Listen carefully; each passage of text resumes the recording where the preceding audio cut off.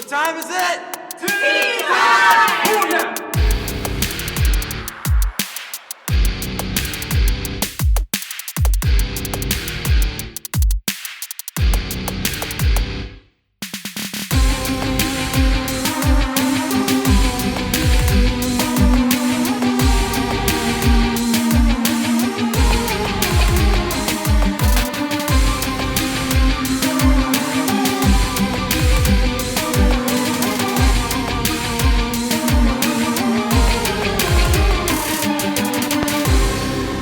Welcome back to Tea Time. This is episode 3. We got a lot to get to today. We're going to be getting to some NBA playoffs, of course. We're actually going to dive into some MLB a lot deeper than we have in the last few episodes. Maybe get to a little bit of NFL, but majority of the focus today will be some NBA and baseball. So let's get to it. Well, NBA playoffs, we're looking at a Game 7 today between the Raptors and the Heat, a series that I thought would end in 6, but instead it was going to end in 7. Toronto actually took a lead of 3-2 to my surprise, but with Whiteside out, I'm not as surprised. But they're looking to close out at home to the Miami Heat. I honestly believe the Miami Heat's going to pull this one out unless DeMar DeRozan and Kyle Lowry really step up today. I think the Heat and Dwayne Wade are just going to pull through and hopefully get Whiteside healthy enough to challenge the Cavaliers. I still think the Cavaliers, who've been swept both their opponents, have been sitting there resting for a while and are fully healthy. I think they're actually still going to win the East, and I'm not even sure it'll be real competition. I think Dwayne Wade will will the Heat to maybe 2 wins, but no Whiteside, no win for the Heat. Maybe they get Bosh back because I'm hearing that he wants to come back, but obviously the Heat are trying to protect him from himself with all those blood clot injuries. I mean, if they had Bosh and Whiteside both healthy, this is a very dangerous team that I think could actually really put the Heat on, pun intended, onto the Cavaliers. But no Whiteside, no Bosh. I think it's just too tall of an order. I think Wade at least wins 1, but I think they'll be the Cavaliers' first loss. But I think the Heat end up falling 4-1 and just not have enough. But if Whiteside does come back and does play and is healthy to an extent, I think the Heat can push the series possibly to 6, maybe to 7, doubtful to 7, but possibly to 6 with Whiteside there because there's no one on Cleveland that can actually stop Whiteside. There's not a lot of guys in the NBA who can stop Whiteside. I mean, he's a 7-footer that led the league in blocks this year and defensive efficiency. So, but that's that side. Then we go to the West side. The Blazers finally fell. Their Cinderella run has ended. The Warriors were able to finish them off in 5. They're actually able to steal one at home. They brought Curry back in Game 4, and he was able to light a real spark. Blazers were up, I believe, at one point 19-2, and then Curry came in, and Curry kept him in it for a while, and Blazers still fought him very hard, but Curry ended up doing a playoff record 17 points in overtime and ended up stealing one in Portland, and then he came home and finished it off in Game 5. But definitely, if anything, the Warriors found out they're not invincible playing the Blazers. The Blazers are a team that weren't even supposed to be in the playoffs, according to everybody. They make the playoffs, and they push the Warriors farther than anyone's ever pushed them the entire year. They're the only team that beat the Warriors twice, and that could change in the next series or the championship. But the bottom line is Blazers beat them twice, and Blazers pushed them. Blazers led more quarters in this series than the Warriors did.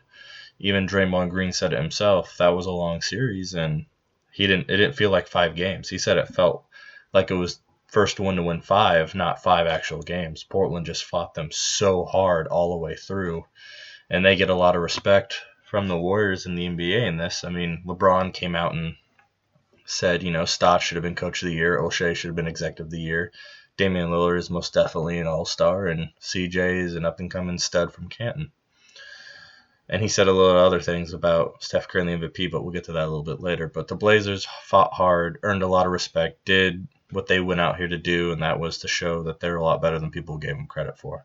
But nonetheless, the Warriors continue their title defense and were able to get past the minor scare, which were the Blazers. But in the end, could end up helping them realize, you know what, we need to play harder, we need to play better, and the Blazers proved so. And then comes to the other side of the West of the Thunder versus the Spurs. And I will be on the record here for apologizing to OKC. I wrote them off, and I probably shouldn't have, because I actually thought they had a legitimate chance of winning the whole thing this year for quite a bit of the year. And then once the Spurs blew them out there, I actually thought they were done. I thought game one was going to depict what was going to happen. I didn't think they were going to be able to recover from that, I believe, 30-point beatdown San Antonio gave them. But they were able to bounce back. And then, of course, you had this controversial game two with Dion Waiters' forearm and Ginobili stepping on the line and blah, blah, blah, blah, blah. We don't want to get into that again. But OKC fought hard, fought back, and actually beat them in 6. Closed out at home, just ended the Spurs. And if I'm the Spurs, I'm scratching my head a little bit here because this is not looking good. Your big three is getting older. Tony Parker is the youngest of the three, but Tony Parker looks like he's playing just as old as them. He might have a few years left in him. Duncan and Ginobili don't look like they have much left in them, if anything. LaMarcus went off first 2 games, then he utterly disappeared in the following 4. And that's a concern. You put a lot of money in LaMarcus to bring him in there to play with Kawhi, and I don't know if this Spurs team's built to really last.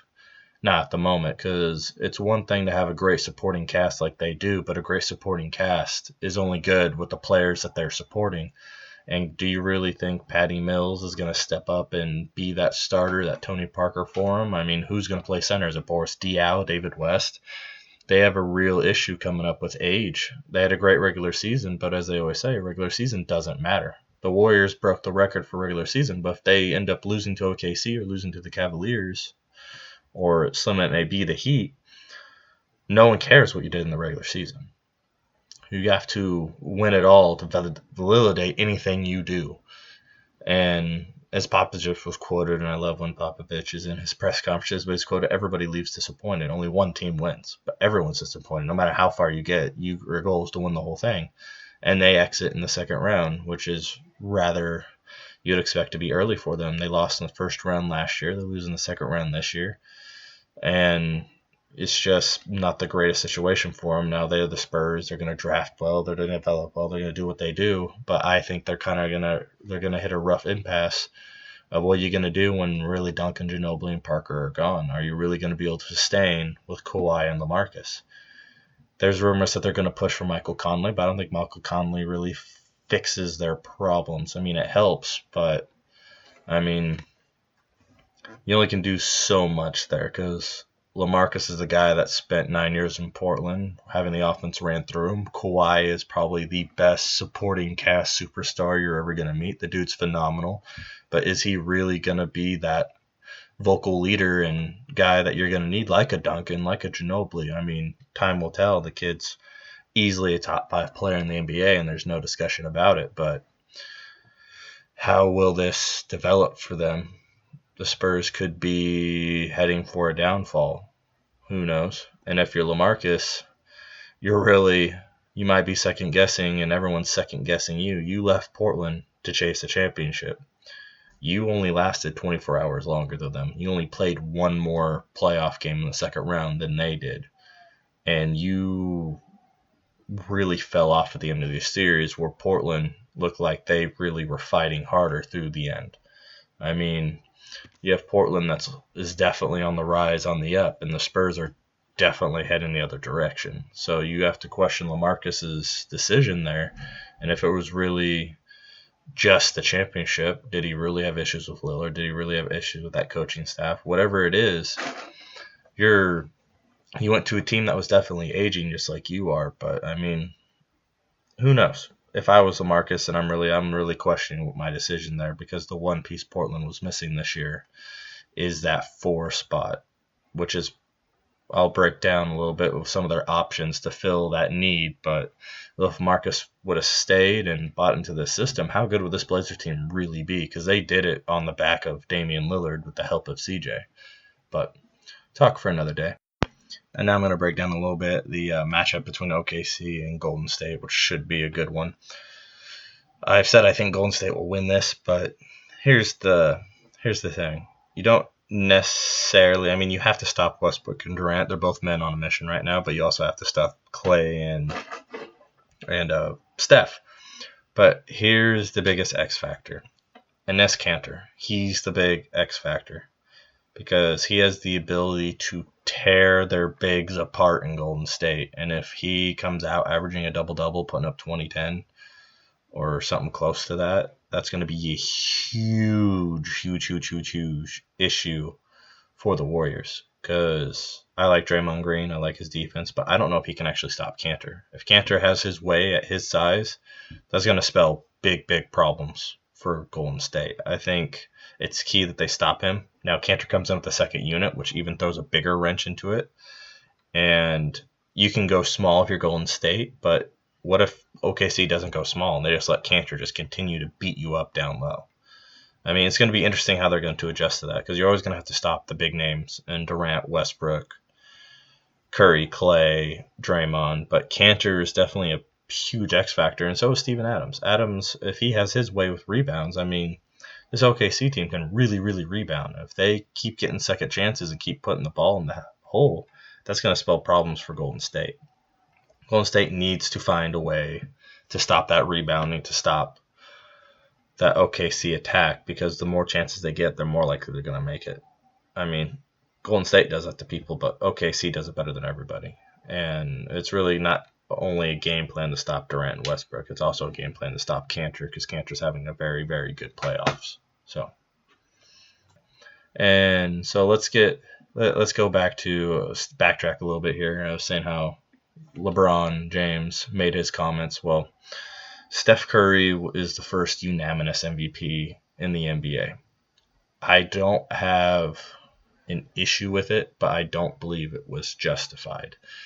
And that's not because of the Damian Lillard argument I made last week. The bottom line is, I'm still partial to Michael Jordan, Larry Bird, Magic Johnson, Shaq. None of those guys were unanimous. I think MJ had 1 year where he was 1 vote short, and I know Shaq did, where he had one year where he was 1 vote short. But it comes down to how do you all break it down? I mean, Tracy McGrady and LeBron both said the league's watered down now, which I don't know if that's entirely true. It's just the league changes. But it's definitely, I wouldn't say it's the same. When you had Jordan played with Malone and Stockton and Barkley and Olajuwon and Ewing and Reggie Miller and so on and so forth, Scottie Pippen, all these guys in their prime all at the same time. And then you go look at the NBA now, it's really point guard heavy. And from the rest of there's a bigger drop-off now. I mean, what's the best way to put this? I mean, you don't know yet. We don't know. But, I mean, really, you probably have the top 20 players in the NBA, and then there's not that much of a middle ground. Well, there is, but there isn't. I mean, the middle ground for back in the day for Jordan was Pippen, and the middle ground nowadays is arguably Damian Lillard or CJ McCollum could be that middle ground. And obviously, you're taking Scottie Pippen over either one of those players any day of the week just because of the type of player Pippen was.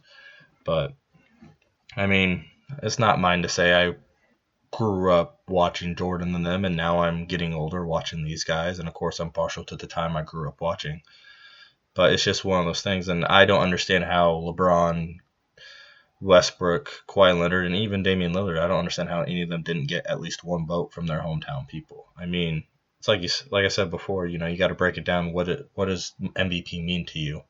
Steph Curry was the best player this year. But I would argue he did not have the best year. And I would argue he's not the most valuable to his team. Hands down, Westbrook had the best year. 18 triple-doubles proves that. Averaging a double-double proves that. And then you have LeBron, who, of course, is the best player in the NBA. He may not have been the best player this year, but he is the best player until proven otherwise. Steph Curry is definitely by far the best scorer and had a very good year. He had the best overall. I guess he has the best balance because he's definitely the most valuable on his team. He's definitely helped lead his team to the best regular season, and he improved on all of his stats and whatnot.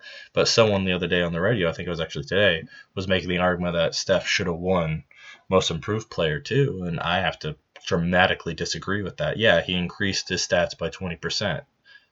He increased 5 points here.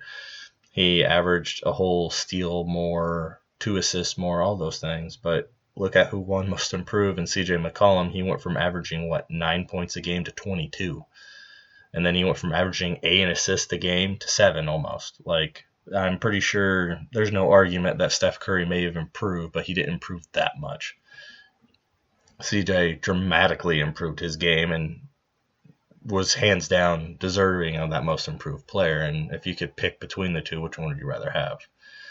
But it's just a little bit surprising that Steph will be our first unanimous MVP, but I don't like I said, I don't have an issue with it. I mean, he set the record in threes made. He increased all of his stats from the year before. He led his team to a 73-9 record, so there really is no argument that he is the MVP. I just think you can make the argument that should have been unanimous.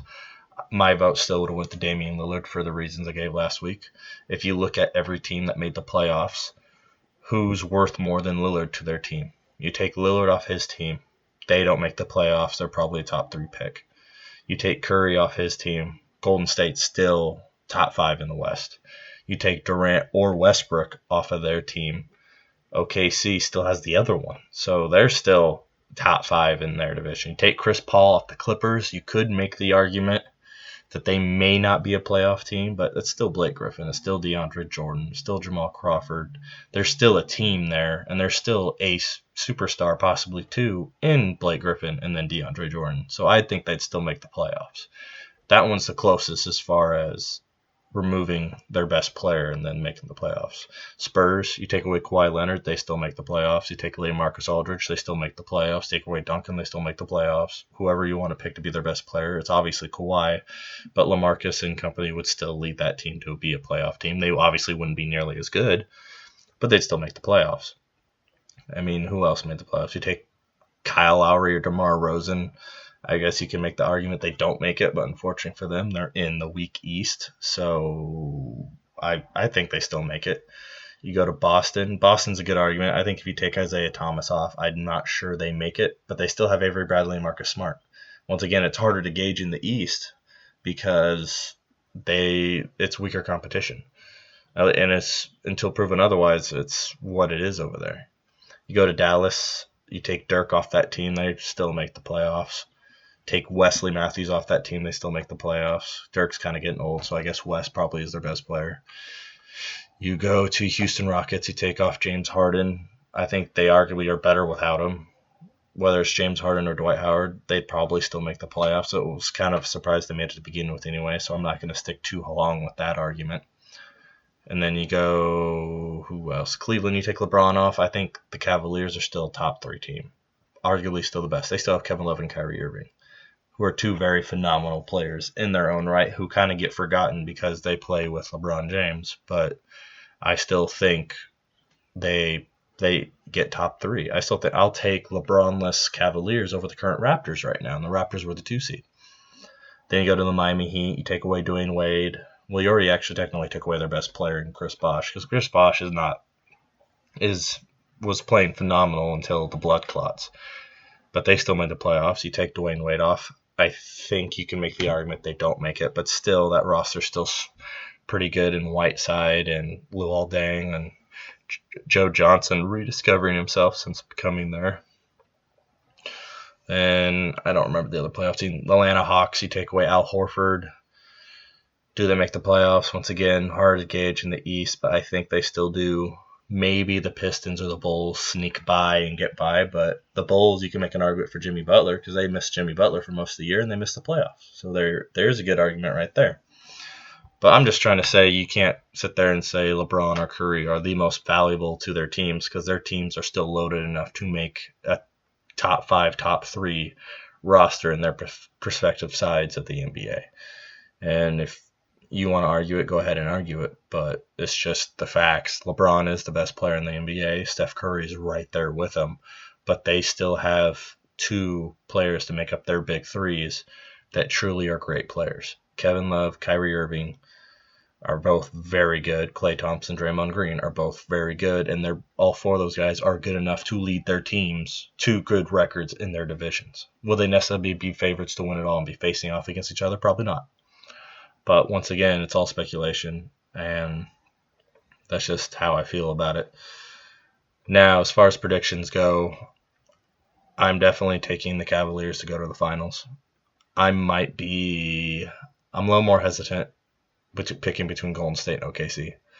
Because I believed OKC could win it all before, and I still believe that. Golden State, I think, got pushed harder and might not be so lucky this time around. But then again, Portland could have just woken up the beast and they're like, hey, we got to start playing like we used to play because that team almost beat us.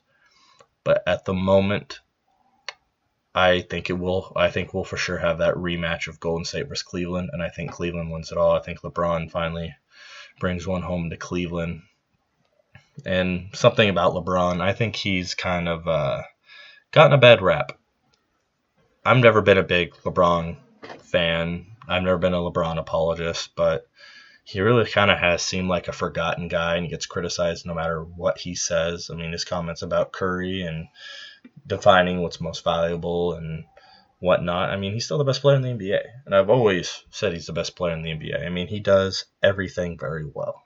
I won't say he does any particular thing better than everybody, but he does everything. He's a top 5 player in every category that you can think of, and I would never argue anything other. But I have to actually say I'm rooting for him to win this one. I'm actually rooting for him to bring one home to Cleveland so that monkey's off his back so people leave him alone. No, I'm a Blazer fan. I have no one else to root for, so I'm going to root for the story and root for maybe LeBron will finally get people to leave him alone and respect him for the fact that he is the best player. It's not Curry, it's him. Curry had the best year, had a great 2-year run, but LeBron's still the best player. I'm still taking LeBron over Curry when I start my team, especially if age isn't a factor. With the age factoring now, you might take Curry because he is, I believe, 5 years younger, but still, Curry can't defend anything. Yeah, he led the league in steals, but he can't defend squat. Steals are something that you can technically get without playing good defense. You intercept a pass here, you intercept a pass there. You play great team defense, you can get a lot of steals. Hell, Damian had 3 games where he had 8, 9, and 7 steals, and Damian averaged less than a steal a game. So it's just all about how that playing goes and whatnot. But Cavaliers are still my pick, and I don't think that's going to change. I'm going to pick Cavaliers and stick with that for them to win it all, and I'm going to root for them to win it all. But now to go into just a hair of off-season stuff. The NBA lottery is coming up this Tuesday, and I believe the bottom 3 teams are the Philadelphia 76ers, the LA Lakers, and I'm trying to remember who the other team was. Well, it doesn't matter because I don't care about them right now. His bottom line is, I'm calling it right now. I think the Lakers get the top overall pick. Call me conspiracy theorist. I'm not, but I just have this feeling it's going to be LA, and people want the NBA's better when LA and New York and blah, blah, blah, blah, blah are better teams. Well, this seems like LA is going to get that Cleveland thing. When Cleveland loses LeBron, they get 3 first-rounders in 5 years. I think LA, they've now lost Kobe. They're moving on. I think they'll end up with the first-rounder this year. And I want to say it's going to be interesting to see who they pick. I think they might go with Brandon Ingram because they don't have a small forward. Ben Simmons can play small forward and he can play power forward, but Ingram might fit them better just because of the fact he can put up scoring in bunches, and he reminds me a lot of Kevin Durant. And having a starting 5 of Russell, Clarkson, Ingram, Julius Randle, and then whoever they plug in at center, if they decide to bring back Roy Hibbert or whatnot. But I mean, that's what I'm calling right now. I'll probably be wrong and watch Philadelphia get the first overall pick, and God save Philadelphia. But nonetheless, that's my take on the lottery. And then let's get a little bit of Blazers offseason. I mentioned it before. The Blazers' biggest need is that low post scorer, that LaMarcus Aldridge type. Just they need a big man who can stretch a little bit. He doesn't have to necessarily stretch out to 3, but he needs to be able to, pop a 15-footer like Chris Kaman and not necessarily play a little defense, but buy into the defense. Like when O'Shea went after Enes Kanter, I thought he was a perfect fit. I thought Kanter would have been a 2010 guy for this Blazer team, and I think Kanter proved this year if he was a starter, especially if he was with the Blazers offense, he definitely would have been a 2010 guy. Yeah, he's not a great defender, but he gets up on you and he plays defense. Whether it's good or not is something else to remain true, but the fact is at least he's aggressive, and he gets a lot of rebounds. That's part of defense. Getting defensive rebounds is a part of that, and he has no problem getting them. But to look at the Blazers' options, I definitely have to say there's 5 kind of looking at them right now, which all depends on how the rest of the NBA plans out. But the 5 options I kind of came up with that they could go for. The one that I personally like the most is going after Houston's Dante Montehumus. He's a 7-foot lefty who can pass very well, can play defense okay. He definitely can shoot the rock, shoot for 3. Had some back injuries lately, but he's a restricted free agent. I would think if you can get him at a good enough deal, go after him, because I think he could fit really well with what we're doing. Good compliment to Mason. He could stretch the floor a little bit. Something everyone's talking about is Dwight Howard. Well, I say go for Dwight Howard for a few things. One, if you really don't think Plumlee's the future, or if you think Plumlee can play with Dwight Howard, it all depends on how much you're going to pay him still. I would not give Dwight Howard a max deal, not if you're Portland, because I think that could set you back. He's not getting younger. He's had more injuries. Now, if you were to get Orlando Magic Dwight Howard, then I would say give him max money in a heartbeat, but we haven't seen Orlando Dwight Howard in quite a long time. But he's still a superstar. He's still a really good player. He's still better than the big men we have. It's just a matter of how much you're willing to pull out for him, and do you think he can play with Plumlee? I think they can to an extent.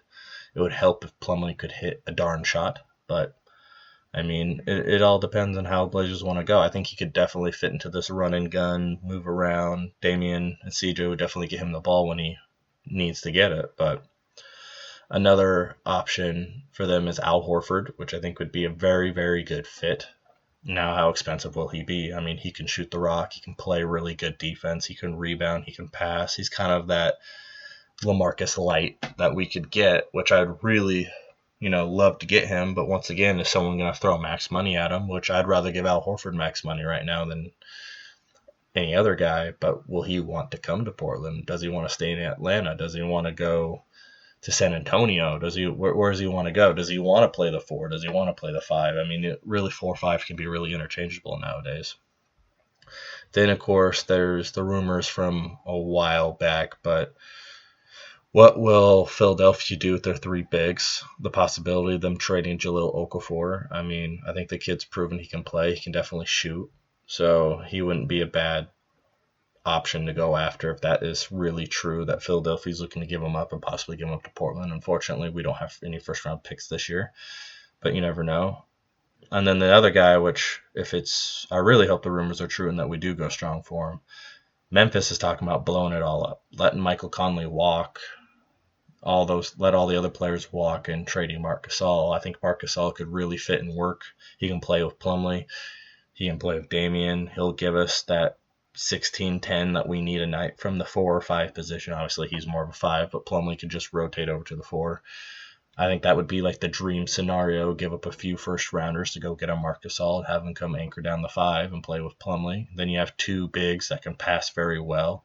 It'll take pressure off Plumlee. Plumlee proved he can play pretty darn good team defense, being rated the 6th best defensive player this year. We don't always see that on the court, but the fact is that's what he was rated. So those are just some options for the Blazers this offseason that I wouldn't mind to see happen, that I think could happen. And who knows, maybe they stand pat and give Myers Leonard another shot. I know the priority is to bring back Harkless and bring back Crabbe and maybe bring back Myers Leonard and then extend CJ and Plumlee. So just some options that out there for the Blazers. But enough NBA talk. Now let's get into something I have not really touched base on at all, and that is the MLB. And I have some certain things to talk about. I was asked to do kind of a power ranking comparison of the top young guys in MLB right now, which was kind of actually difficult for me to do because I didn't know where to cut off the age. What's considered to be a young guy, what's not. So I decided to cut off the age at 25. So they're 25 or younger, which eliminates Giancarlo Stanton, which eliminates Jose Altuve, and I'm limited also to position players because it's obvious who are the good pitchers right now. We don't need to discuss them. But I limit it to the position players, and I power ranked them, and I'm going to compare them a little bit and give my little tank. At number 5, I have Carlos Correa from Houston. The kid's a phenomenal player. He's solid all the way around. He's young, this is his 2nd year, and he did win AL Rookie of the Year last year, which I actually don't believe he should have gotten. Right-handed. He shows some pop, shows some defense, shows some average. he's not struggling this year, but his team is, and it reflects upon him just a little bit. I mean, if he doesn't hit well, then his team really doesn't hit well. I mean, Altuve is pretty much all alone in that order sometimes, and it's him and Springer, but that is a top 3 heavy lineup for sure. But he's definitely in the top 5 for young under 25 players. At number 4, I have Chris Bryant, the phenom from Chicago, who his team is enjoying some great success, and he has a little bit of versatility. He can play both outfield and third base, even though third base is really where he should be at. I think he's a heck of a hitter. He can definitely hit that long ball. He can play that defense and all that stuff, so he's definitely there. Had a nice little battle with Bryce Harper a few days ago. Number 3, I'm going on. He won NL Rookie of the Year, but number 3, I'm going with Francisco Lindor. Yes, the guy who I thought should have won AL Rookie of the Year last year. I think the kid's a far superior defender. I think he's probably the best defensive shortstop outside of Enaralton Simmons, but at least he's a switch hitter. He has shown some power. He has shown he can hit for average. He can do all those things. He's now hitting in the 3 hole for the Indians, and he's playing phenomenally. He's definitely high on this list, and he just came into the league last year, and I still think he should have won Rookie of the Year last year. But the only 2 guys I think he's not better than, and you'll understand why. At number 2, it's Mike Trout. And some might argue he should be number 1, which I see your argument, and I defer it. Mike Trout, I think, still is trying to do a little too much. I think he should stay. I mean, he's trying to hit more home runs. He's trying to do more, but I think he should try and hit for his best average. The home runs will come with him. He's a strong kid, a good hitter, and home runs will be there, but I think he should focus more on just getting hits and helping his team. I mean, he plays good defense. He doesn't play great defense. People call him a great defender. No, he's just fast. But he plays very good defense. I wouldn't call him the best defensively, but he's definitely a very good defender. But his arm isn't, to die for. But he's got that speed. He can steal those bases. He hits for a really decent average. It's gone down over the years because he's trying to hit more home runs. But he's definitely the second best player to me in all of baseball if you don't include pitchers. I think he's actually second best overall player to the guy I'm going to talk about next. But I think if he more focuses on just hitting and not necessarily trying to hit home runs, I think the home runs will come. I think he could be a 400 average hitter if he allows himself to be and not stop focusing on hitting the ball out so much, because his strikeouts have gone up, his average has gone down, and his homers have gone up, which is a trend that's happening in MLB. But if I think he focuses on not striking out, putting the ball in play, he has speed, he can steal bases, I think he could be the up and coming of a next Ken Griffey Jr., really. But, we'll see. And number 1 I have is Bryce Harper. Bryce Harper, to me, is a far superior hitter than Mike Trout. He hits for average as he hits for power. He's not as fast. I think he's a slightly better defender for the fact that he does play right field and play defense, but he has a cannon. I think just all around, he's just the best player in all baseball right now, if you don't include pitchers. I mean, he has the bat, he has the glove, he has the defense, he has the power, the average. I mean, he's leading this team. He's just a very good player. Now he's also a hothead and got suspended for dropping an F-bomb at a ref, which I have no issue with. He shouldn't be doing that. But to me, Bryce Harper is the best in the league, and I think he's going to end up being the best in the league. Yeah, he had those down years after his rookie year, and Trout continued to excel. But I think they're 2 different styles of outfielder. To me, you have more of a possibility of Griffey and Trout, and I think you have more of a possibility of Bonds and Harper. And those are very, very lofty comparisons for the 2 of them. But like I said, if Trout focuses more on just hitting for average, I think he could surpass Bryce Harper, because Bryce Harper already hits for average. He hits for very, very good average and always has. And he does it while he's hitting those home runs and running hard out of the box. Now Trout has a speed advantage, so he gets more base hits and hits for 400 average while stealing 50 bases a year. That's absolutely phenomenal, and it's something we don't see very often. But those are my young player power rankings. Let me know how you feel about those. Now, I did a little bit of early rankings for the 3 big awards. I made these rankings a few days ago, so forgive me if they don't seem like they work as well now. But, I mean, it is what it is. I actually had a heck of a time with the Rookie of the Year ones just because I didn't know who the rookies were. I knew a few of the rookies and a few of the names, but really no rookies are really standing out right now, which I don't know if that's a concern, but then again, it's very early in the year, and usually rookies don't really catch on until later. But here's my rankings for Rookie of the Year awards, my early leaders. I have in the AL, I have at number 5 Tyler White. He started off really strong, but he's kind of fallen off. But I think he'll figure it out and turn around. At number 4, I'm going with Dae-Ho Lee from the Mariners. He's obviously 33 years old, but he's hit for a decent average. He's hit a few big dingers that really matter, some walk-offs, plays defense. He looks like a wily vet that knows what he's doing. At number 3, I'm doing Byung-Ho Park. He's hitting for good power in Minnesota. Not the best average, but I mean, he's helping them out, helping them do the best he can and take care of what needs to be taken care of there. At number 2, I have Tony Zink, who's currently on the DL, but he's got a sub-2 ERA as a reliever. He has, I believe, 8 holds, which leads the American League, if I remember correctly. Has a high strikeout rate, and he's a really good young power pitcher. And then the leader, who I think will probably end up winning it unless he dies off, is Nomar Mazara, who's playing absolutely phenomenal ball for the Rangers. Really helped them turn their early woes around. Since Chu goes out, he steps in, and he's just been playing great. And I think it's his to lose at this point. But once again, it's really, really, really, really early. Then in the NL, I'm going with Swing Han Oh. He's a relief pitcher from Korea on St. Louis Cardinals. He has an ERA of 1.29, a few holds, 1-0 record.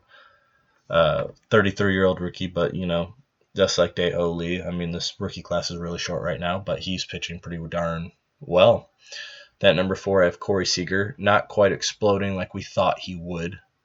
But unfortunately for him, he has 2 guys that are outplaying him at the same position as well. One of them is, I'm going to butcher this, but Alindius Diaz from the Cardinals. He's hitting above 300. He's getting extra base hits. He's filling in for the injured Johnny Peralta, and he's doing a heck of a job doing it. And here's where it was a little bit harder, but I'm going to have to go with, at number 2, Keita Maeda. Having a pretty darn good rookie year for the Dodgers, signed that big contract after the Dodgers won the bid on him. And then, of course, number 1, Trevor Story, the guy who hit 7 home runs in the first, 5 games, which was a record. Him and Robbie Cano was battling for that, but he really has played a phenomenal year and really hit very well for the Colorado Rockies. All right, now time to get to the Cy Young side of things. Once again, forgive me because I'm a little bit off after these were made. But at number 5, going with Danny Salazar. He's top in a few categories. He's pitched very well. He's also been rocked a few times, but he's done very, very well. Then I'm going with Jordan Zimmerman. I believe he still does not have a loss. He doesn't quite jump out in all the stats, but he's pitching a very, very solid year. Number 3, at the time, he was pitching a 1.18 ERA, but he kind of got rocked his last 2 outings. But Taijuan Walker of the Mariners, he's actually been in top in all categories for most of the year until his recent had neck spasms and gave up a few home runs, and then came in and pitched absolute shutout baseball and then gave up 1 really bad inning. And then at number 2 is his counterpart, and Felix Hernandez, who's had really just an unlucky year. I mean, he lost the first game this season, not allowing a run, but there was an error which a run scored, but he lost. But he's still pitching. He's being King Felix as King Felix does. He got rocked 1 outing and then came out and pitched very good 1-run ball. And then, of course, my AL leader right now is Chris Sale, and I don't think there's any argument about that. Chris Sale's been absolutely phenomenal, striking people out, just doing things that a lot of people aren't doing. But then you have the NL side of things. At number 5, I have Mr. Steven Strasburg, undefeated, pitching like they thought he could. He's still not back to that rookie level that he was, but he's pitching absolutely phenomenal. Then at number 4, I have rookie Quintamita. He's in tops in most stats and doing very well. You might find it surprised I don't have him as Rookie of the Year, but it's hard for pitchers to beat out position players sometimes. I mean, because when Story has 11 home runs and 30 RBIs, it's kind of hard to ignore that for a rookie. But then you go to number 3, in which I have Max Scherzer. Scherzer just had a 20 strikeout game, joining 20 strikeout club. There's only been 5 games, 4 players. First person to do it since Kerry Wood in '98 when Kerry Wood was a rookie, but he's once again following up last year where he almost had back-to-back no-hitters. Then at number 2, I have Clayton Kershaw, who's always at the top every year because I don't think this dude ever has a bad year. I mean, he's a southpaw with a great slider, great curve, great fastball, pitches around the plate. I mean, the dude's phenomenal. His dominant run has been unbelievable. Him and Hernandez both just been at the top of their game year in, year out, and there's never a change of that. And then, of course, number 1's Jake Arrieta, who I don't think is even – I think he's got a sub-1 ERA right now. The dude's just ridiculous. He's just getting batters everywhere. No one can seem to hit this guy. He's continuing from last year, and at the rate he's going to get it again. And then we have, finally, our MVP power rankings, which these ones were a little bit difficult, but yeah. Well, let's start with the AL. I have at number 5 Nick Castellanos, which might sound a little bit surprising, but after looking at his stats, he's actually, I believe, top 10 in everything, top 5 in a few things. He's actually hitting 350, or at least at the time when I did this, he was hitting 350, but he's actually having a pretty good year. At number 4, I got Manny Machado. Once again, we all know Manny Machado, but he's playing phenomenally, and he's up there in a lot of stats. At number 3, to a little surprises, Mark Trumbo. Trumbo's having a career year, but will it continue? I mean, he's, I believe, top 5 in every category, and he's doing it in Baltimore, helping them win. I mean, he's hit 12 home runs. I believe he has 32 RBIs, and he's also doing it with the average of 340, which is impressive because he's not known to have that high of an average. At number 2, I have Jose Altuve. Phenomenal player. Leads the AL in steals. Leads the AL in batting average. At least he did last I checked. I don't think he is anymore. But the dude's just day in, day out. He leads the league in hits. I know that much. And he's right there in the top 5 in home runs, which is new for him. But he's hit 7 first-at-bat home runs this year, which is ridiculous. And then, of course, the AL MVP right now at the moment is Robinson Cano. He leads the league in AL in home runs and everybody in RBIs. Really bouncing back. I think he's a lead candidate for comeback player of the year because he was dealing with some injuries last year and had quite a down year last year. But this year he's really turned around and helped lead the Mariners to a first-place berth. I think they just relinquished it to Texas with their back-to-back losses. I'm not 100% sure on that. But Cano right now is MVP, especially if the Mariners continue, because if they can get a playoff berth for the first time in 10 years, it's a lot to do with Robbie Cano. Then on the NL side of things, I have at number 5 Trevor Story. A rookie can't have a year like this without getting that type of recognition. Then at number 4, I have Nolan Arenado. Sorry if I butchered that. But he's in top 5 in categories. I mean, hitting Colorado really, really, really helps. But then at number 3, Yoenis Cespedes. He's continued his success from last year with the Mets.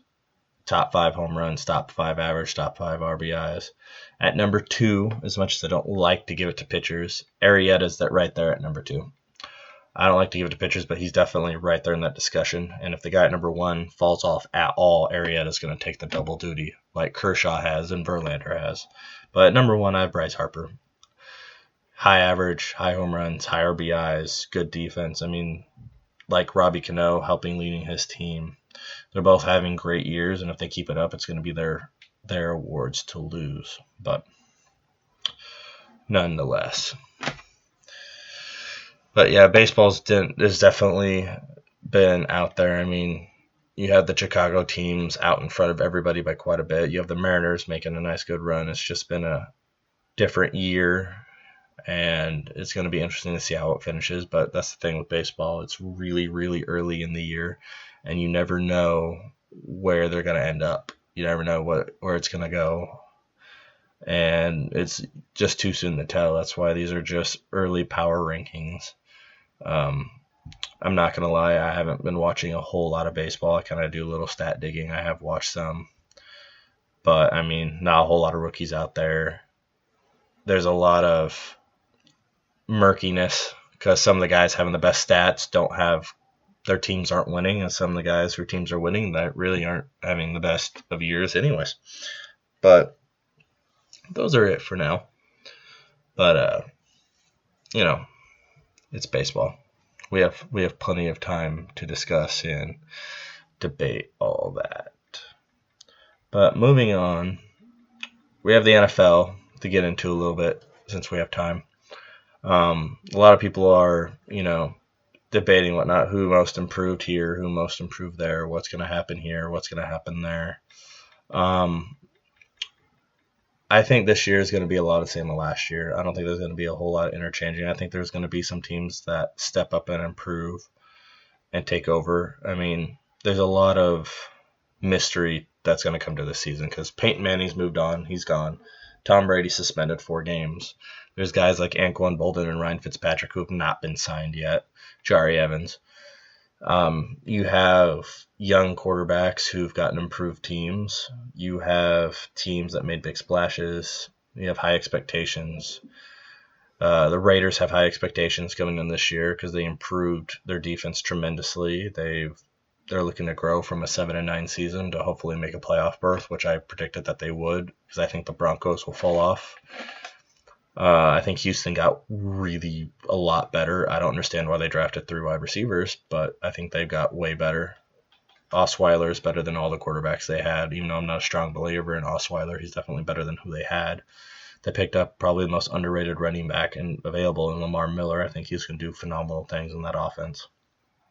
But, I mean, as of right now, if I was to go out there and pick a Super Bowl winner, which is, by the way, way too early, and I'm really just grasping at straws when I pick this one. But if I'm going to pick somebody, I guess I'm probably going to go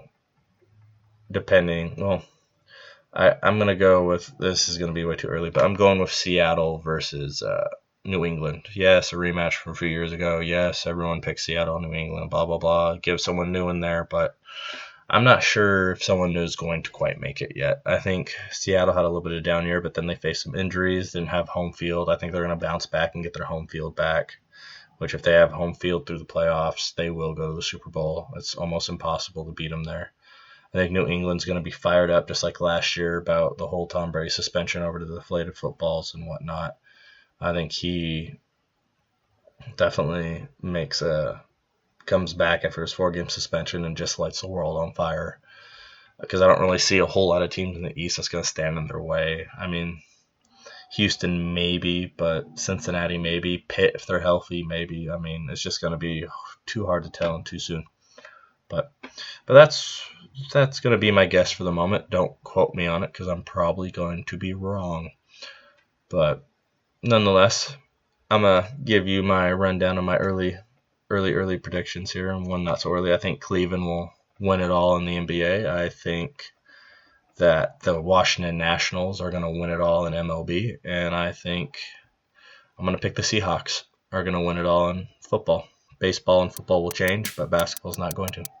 But that's all I have for you today. Until next time. What time is it? Tea time!